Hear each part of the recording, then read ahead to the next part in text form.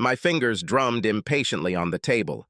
I stole a glance at my watch and saw that the time was quickly approaching. If it were up to me, we would have left here already. Of course, if it were up to me, I wouldn't be in this position. I looked at my glass. Empty. As for his glass, well, let's just say he's been sipping beer for half an hour. My fingers continued to drum impatiently when I suddenly felt her hand on mine. Her thin fingers held mine. The touch of cool skin calmed me. I turned to look at Michaela, who looked at me as if to say, "I know, just a few more minutes." What she actually said was directed at the man across from us. "We're so glad everything turned out so well, Mr. Hume," Michaela said. "Matt, if you don't mind." "It's all thanks to you," he replied. "Actually, there are two of us," she said, turning to me. "Nate worked hard on this." He said, barely sparing me a glance. However, the client seemed ready to eat it. Michaela was a beautiful girl, but for this particular meeting, she also decided to wear an attractive and tight red dress. It was quite modest in some respects, knee-length, with just a hint of cleavage, but it still turned a lot of heads. Michaela always tried to dress well for her clients. We went on this trip together to complete the contract. The contract was concluded, signed, sealed, and delivered. But, as is often the case in this business, the chatter doesn't stop. It's not always that bad. Some of the clients had a lot of fun. On the other hand, this guy was most interested in mentally undressing Michaela. "You're lucky, Nate," he told me. "What do you mean, Matt?" "Great job, beautiful, life can be worse." Michaela and I exchanged glances before laughing. "We are not a couple." "I'm married," said Michaela, flashing her wedding ring. "And not with me," I quickly added. "Oh, I'm so sorry. I was just guessing from watching you guys last week. You two were inseparable. And all these common views, common food. I even saw you adjust his collar, Michaela." "I just want my colleague to keep a close eye on our most important client," Michaela laughed. "If I were your husband, I would be jealous of this," he said, pointing at me before adding. "Or vice versa." He let out a choked chuckle as Michaela and I faked smiles. This last joke hit me too deep. Looking at Michaela sitting next to me, sipping the rest of her wine, looking as chic as ever and smelling as great as ever, it was hard not to fall in love with her. And after working with her for the last couple of years, I fell in love. This was our first business trip together, and although we spent most of our time immersed in paperwork and cozying up to Matt Hume, I had to admit that there was something very tempting about spending an entire week together, eating breakfast, lunch, and dinner together, spending hours on end in each other's company, and more than once staying late and drinking a few glasses. The illusion dissipated only when we returned to the hotel and went to our rooms. I've been married for a year now. I heard Michaela's voice when I finally woke up from my dreams. "What about you, Nate? Married?" Matt asked me. "No. But if you get down on one knee, Matt, I'll think about it," I joked. Matt laughed again. I felt Michaela's hand on mine again, but this time she turned my wrist so she could see my watch. Her eyes widened for a moment before she turned her customer face, as she calls it, back to Matt. "Well, Matt, it was amazing. But if Michaela and I want to catch the plane, we better hurry," I said. "Nonsense. You'll only have one more bottle left," Matt said, slamming his hand on the table. "That's generous, Matt. But the office will go crazy if we make them pay extra expenses. I am a client, and the client is always right. Give me an invoice." "What?" "Tomorrow you will board the plane. Give me an invoice, and I'll pay the costs." "I'll tell your boss right now," Matt said, pulling out his phone. Michaela looked at me pleadingly. She didn't want to be here any more than I did. I knew I had a choice, but I didn't know if I wanted to take it. But when I looked at her, and she looked at me with her eyes, I could not resist. "Well, Matt, I'm more than happy to stay here and have a drink with you under the table, but I'm afraid it'll be just the two of us. Michaela won't be able to join us." If Michaela was embarrassed, she hid it well. As for Matt, he could barely hide his disappointment. "She's rushing to her father's 60th birthday party," I explained. "Michaela's father turned 63 months ago, and she turned and stared at me. I ignored her and kept my eyes on Matt. "Oh, you're a good girl." Well, I can't stand between my daughter and her old man's birthday, he said. I turned to Michaela and said, "See you at work on Monday." Michaela smiled widely and gently placed her hand on my forearm before grabbing her purse and standing up. I turned to Matt and prepared myself for what could potentially be a long night, unless my gamble paid off. I looked closely at Matt and could almost see the gears moving in his head. Suddenly, he shook his head and said, "Ah, you better go with her, Nate. You are a good man offering to join me, but you have a more important role as a young lady's escort." I sighed to myself with relief. Outwardly, I said, "Are you sure? After all, today is Friday. I'm always ready for a drink." "Ha!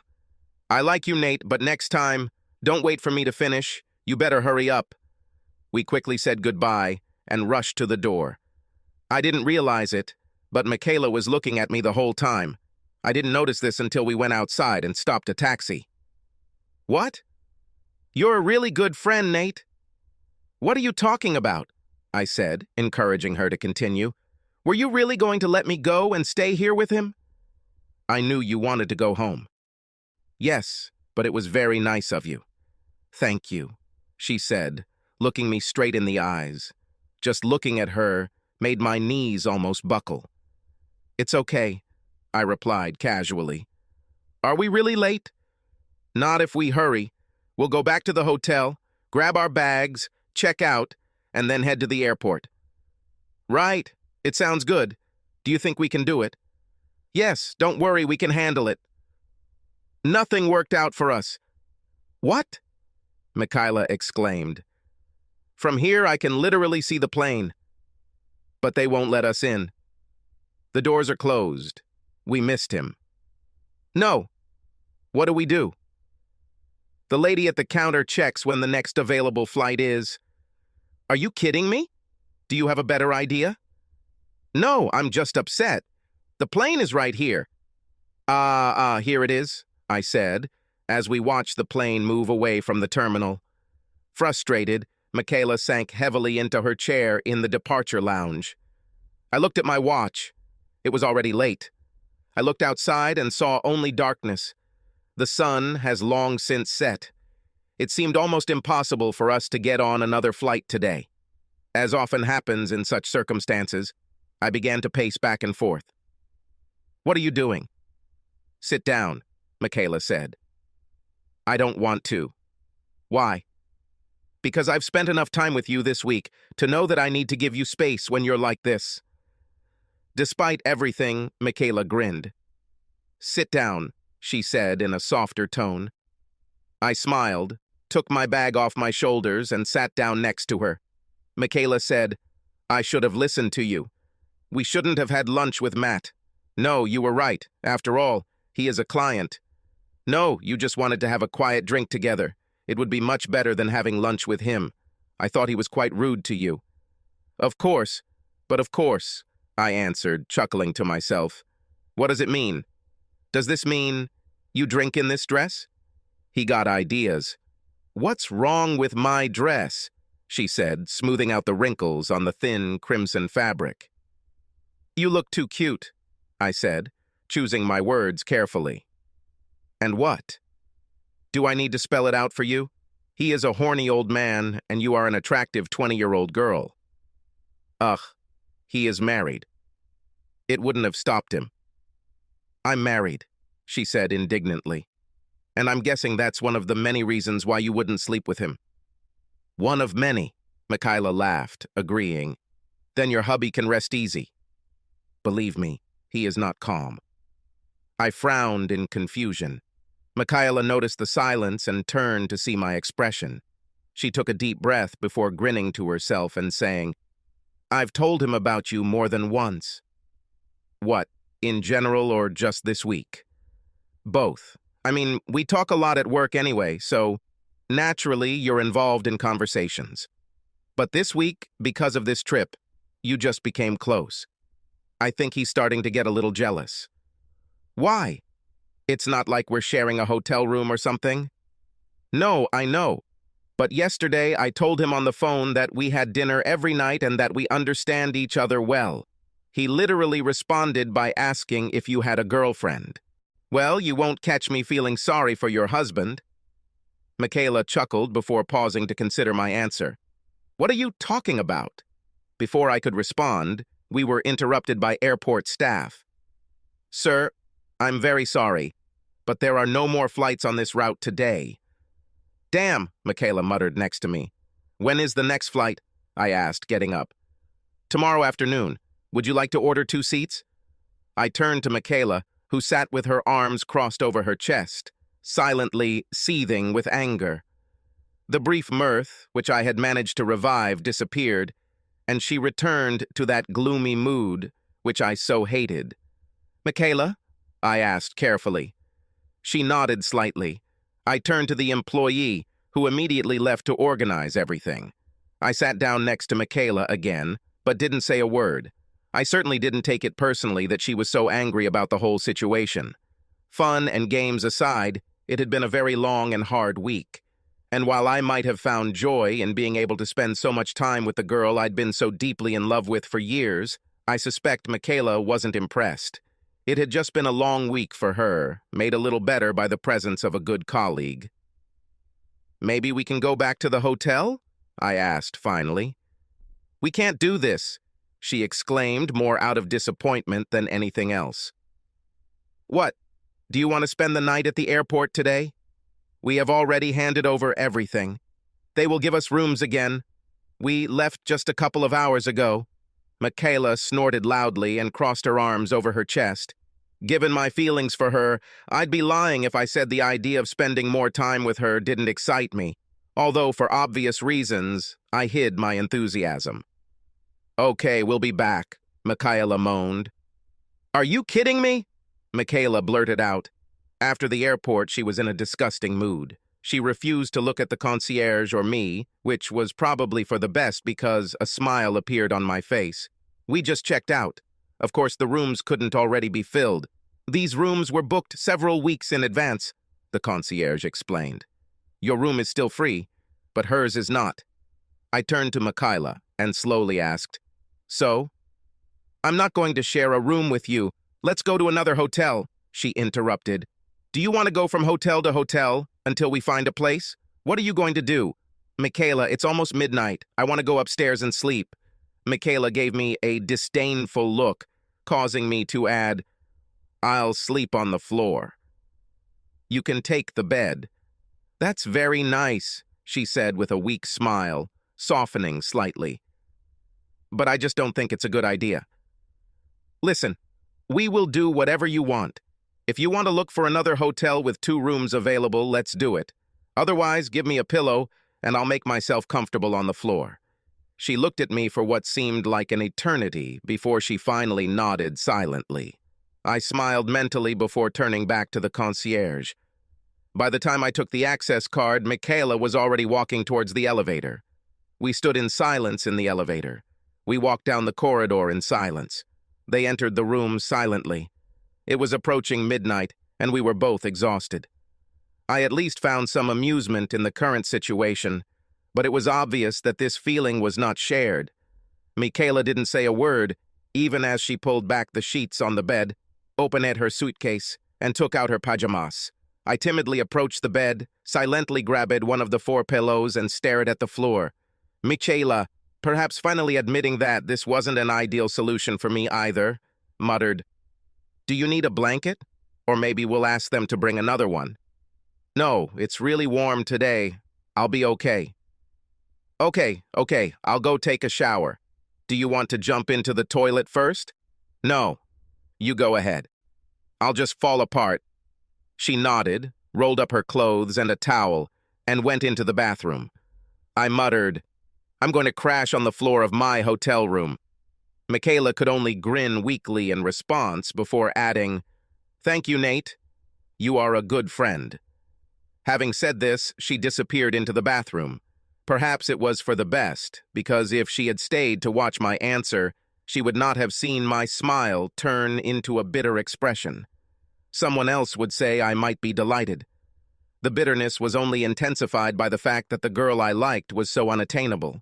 The fact that I heard the shower turn on and began to imagine her stripping naked and stepping into the hot stream of water running down her smooth, pale skin didn't help. There was nothing but a rather flimsy sliding door separating me from a naked and apparently very sexy Michaela. Alas, I stood stupidly in the middle of the room and felt the beginning of a very strong erection. It is not clear how to deal with it in these circumstances. Taking a cold shower was impossible simply because Michaela was inside said shower. Perhaps this whole missed flight and hotel room situation could be more trouble than it seems. This feeling only intensified when I threw the pillow on the floor at the foot of the bed and tried to get comfortable on the hard, cold floor. I lay on the hard surface for a while, listening to the murmur of the shower. Eventually my mind went blank, and I just waited for her to come out. I knew she would be fully dressed, but I waited with bated breath to see what she would wear to bed. I received my answer after what seemed like 10 or 20 long minutes. She stayed there quietly for several minutes. From time to time, the tap would open and I would hear her brushing her teeth or making some sounds. But otherwise, I just lay there and waited silently. When she finally came out, she was wearing tiny shorts and a thin t-shirt. They were pretty worn and faded with time. She was so casual, so homey, and for some reason she turned me on more than if she were in her underwear. Coming out of the bathroom, she looked down at me and smiled quickly before climbing onto the bed and asking, "Can I turn off the light?" To her. With these words, she turned off the nightlight, and we were left alone in the dark room.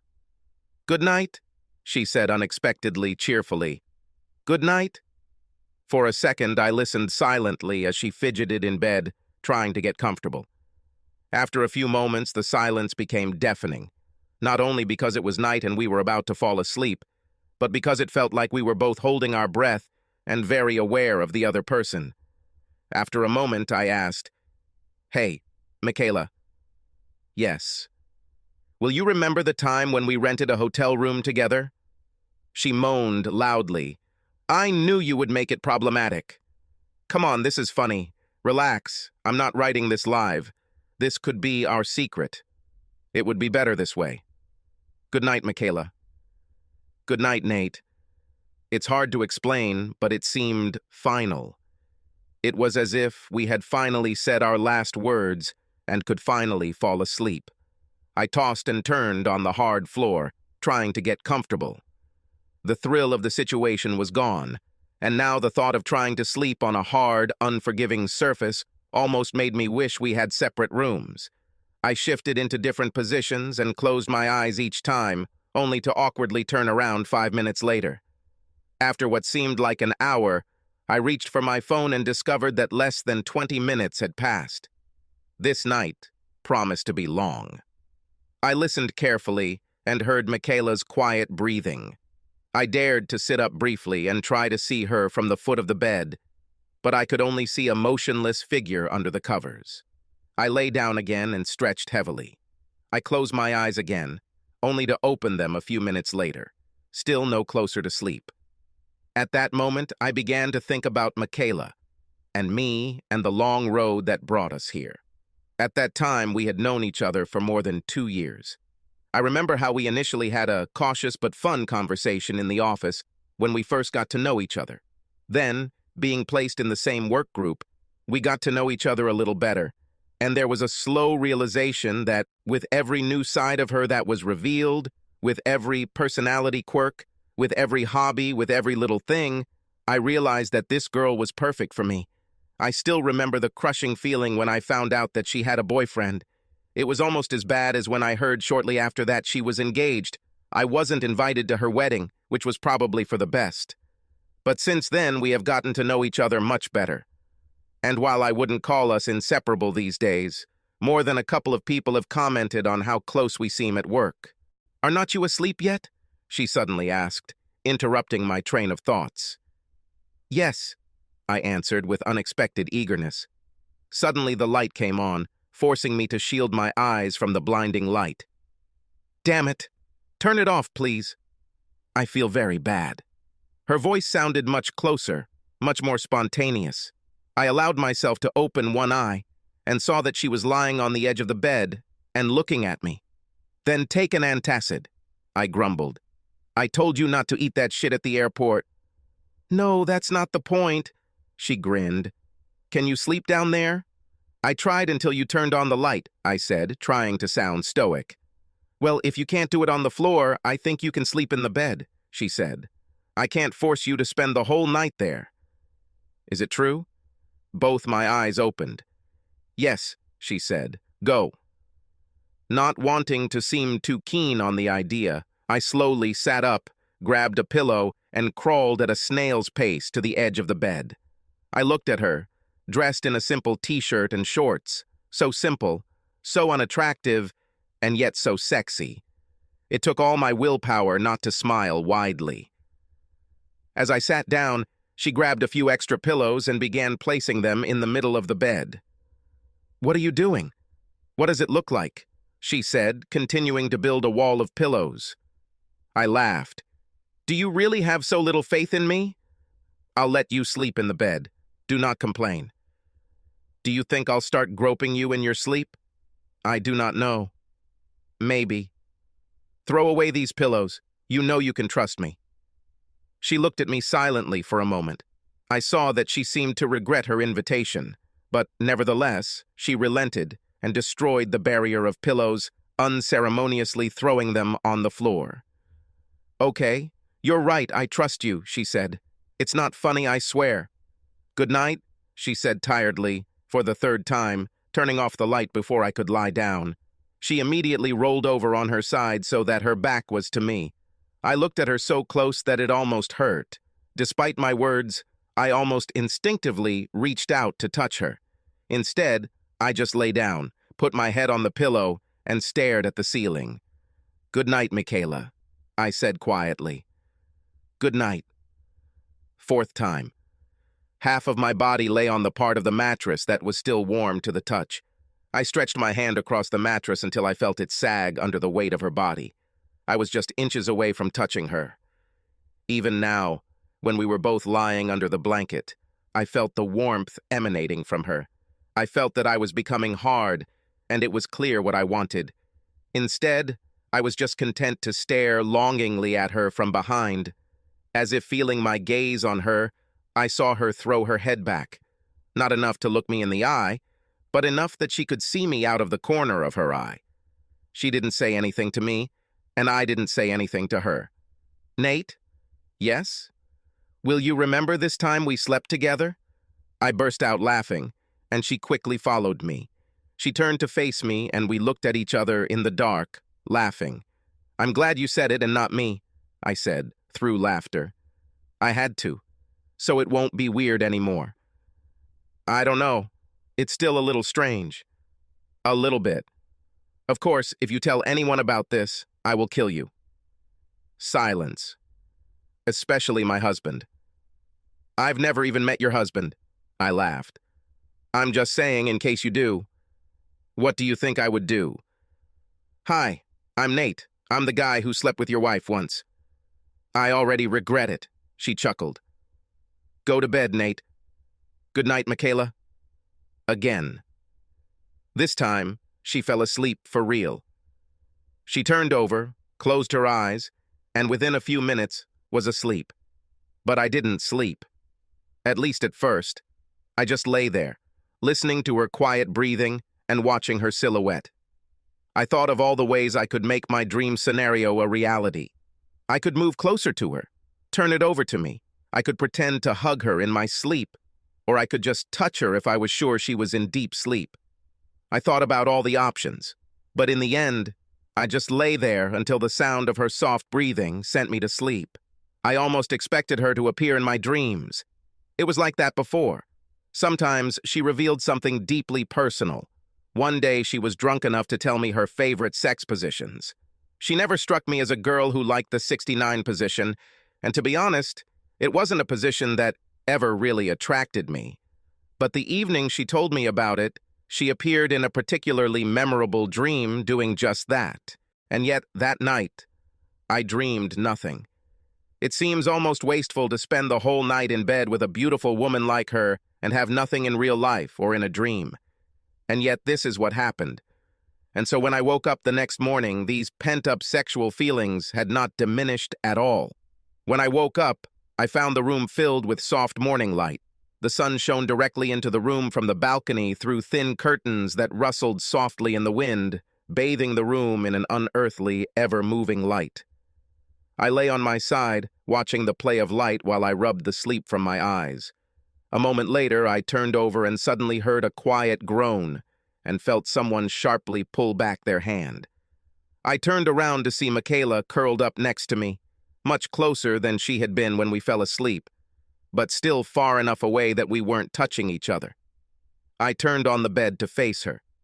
We lay face to face, so close that I could almost feel her breath on me. I was close enough to see every pore, every line, every blemish on her face.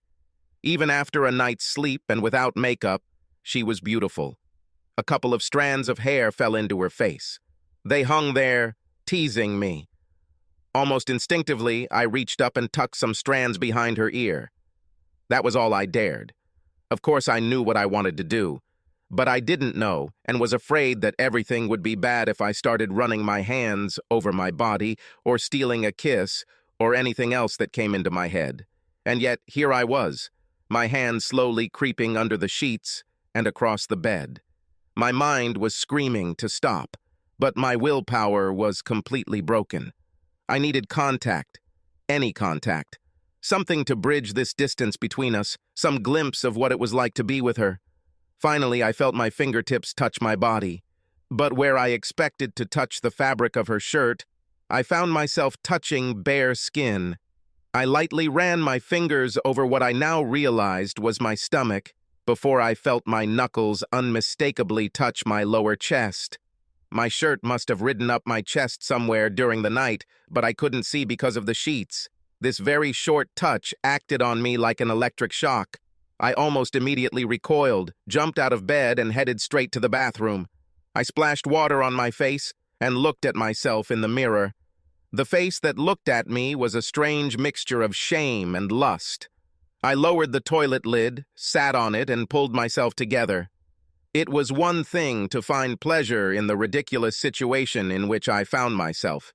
It's quite another to pester a colleague or friend in a dream. Then I noticed that she had left her wristwatch near the wash basin. The time showed 5:45.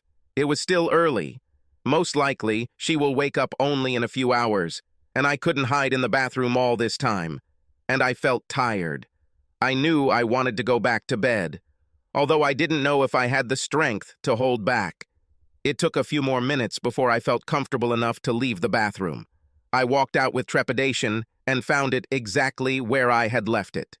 I stood by the bed for a moment, looking down at her, before deciding to crawl back under the sheets.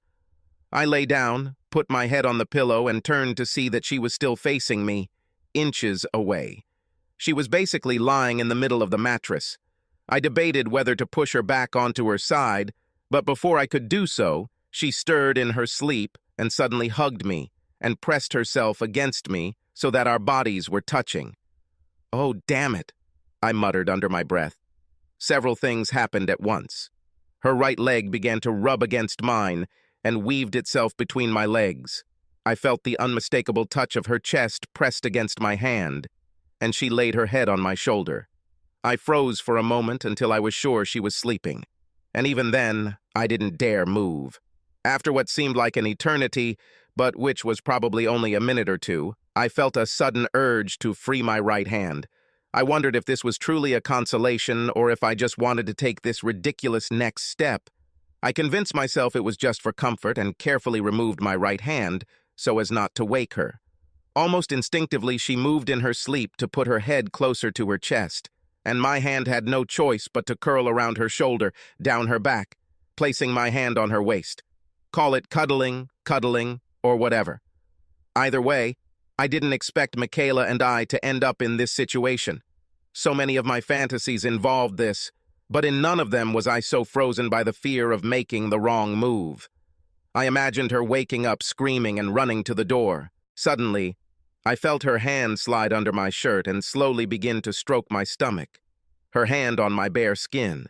I allowed myself to move my leg slightly and felt her silky, smooth leg rubbing against mine. Unable to help myself, hugging her, I allowed myself to put my palm on the small of her back and lightly stroke it over her t-shirt. At the same time, I tucked a couple of strands of her hair that were bothering me behind her ear. To top it all off, Michaela let out a contented purr in her sleep. I don't know how long we stayed like that.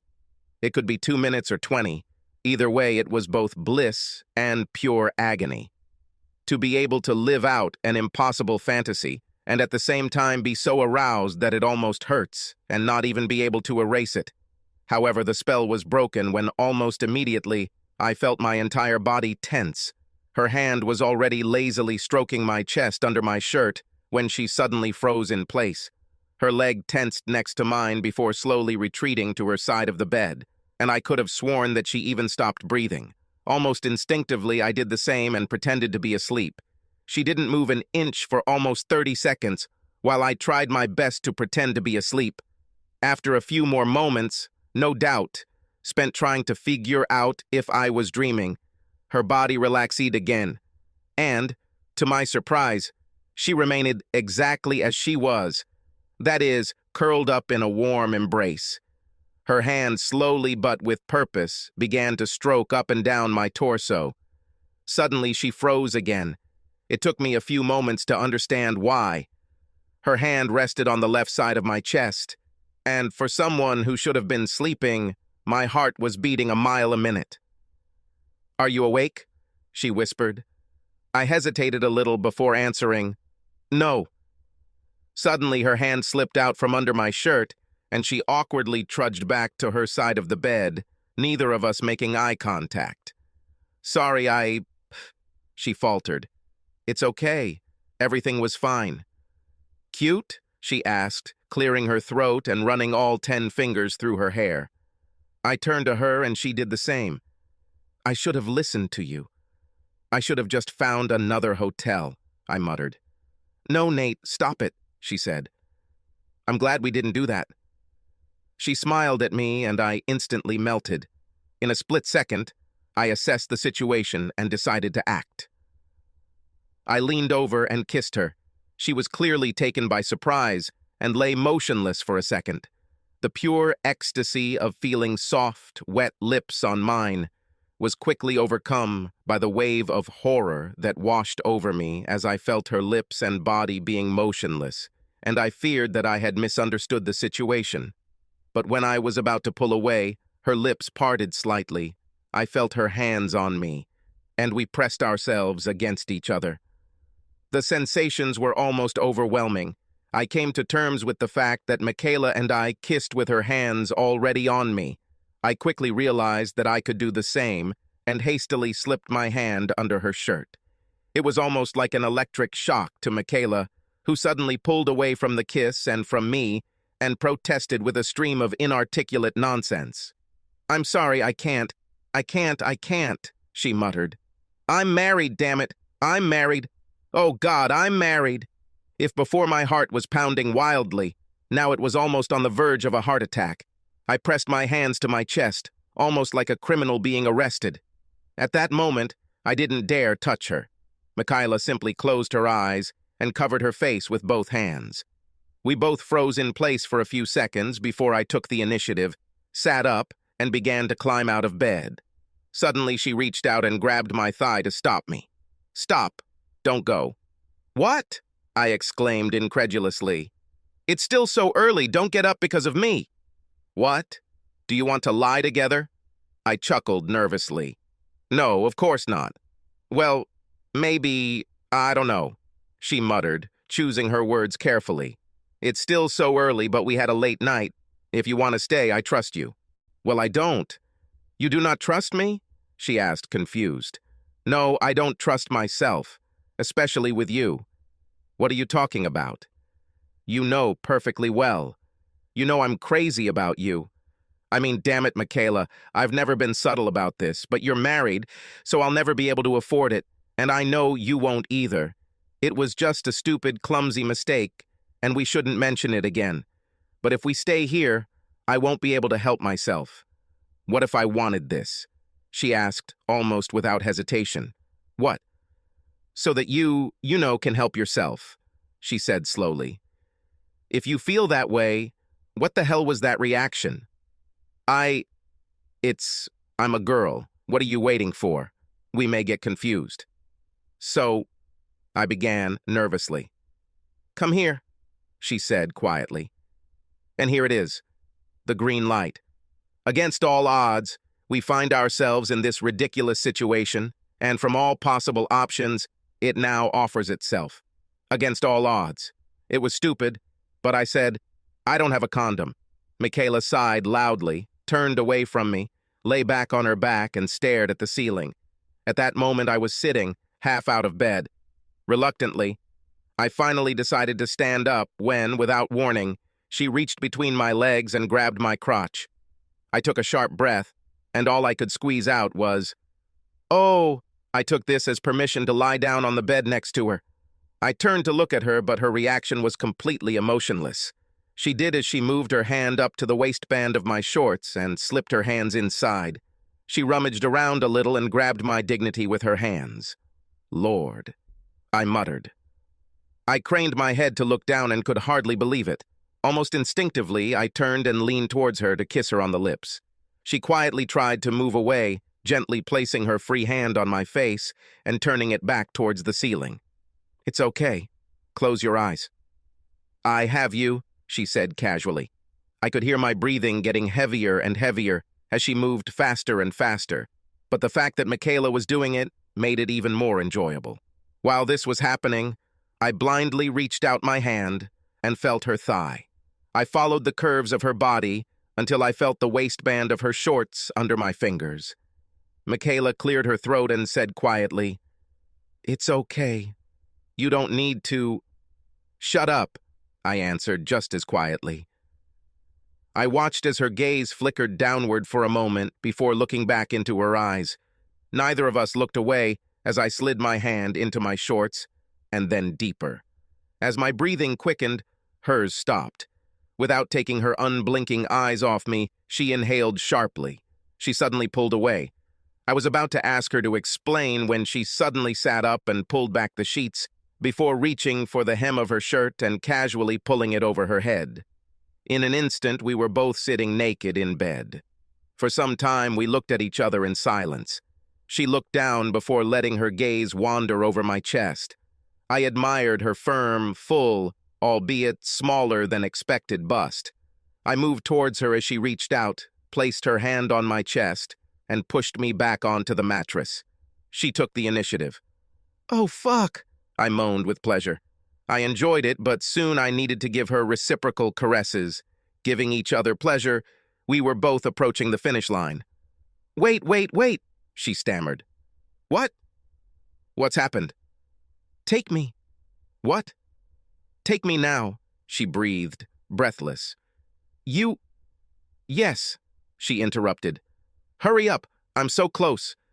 With that, I grabbed her ankles and we were reunited. Maybe she's married, maybe we don't have condoms, but at that moment I didn't care. She pulled me close to her as I worked at a steady rhythm. I continued my work. Part of me just wanted to make her feel unconscious. But even at that moment, I knew it might be fleeting, so I allowed myself a slow and steady pace. No matter how hard I try, I won't last long. These were years of creation, years of admiring her from afar, years of fantasizing about her in waking moments, and years of wanting to drunkenly kiss her all those nights. All of this was built on this. We both moaned at the same time. I moved faster and faster, and we both came to the finish line. We held each other tightly, not daring to move. I don't know how long we stayed like that. It seemed like an eternity had passed. We stayed like that for some time. By this time, the sun had truly risen, and footsteps were heard in the hotel corridor. Michaela and I remained lying in bed, staring at the ceiling. "What now, Nate?" "I still can't breathe. That's what." "But what will happen then? What do we do?" "I don't know," I said, and leaned back to look into her eyes. "It's up to you, but I have no intention of ruining your marriage." "Really?" she asked, raising an eyebrow doubtfully. Is it true? I'm always honest with you. Do you want me? Yes, I answered. If it were up to me, we would repeat this tomorrow, and the day after tomorrow, and then. I would like to be with you until the end of time. I care about you. But you're married. So that's my problem. I just have to do my best to overcome this. Can you do it? I will try. I have to. I don't regret that we did it, she said with surprising confidence, before adding, at least not now.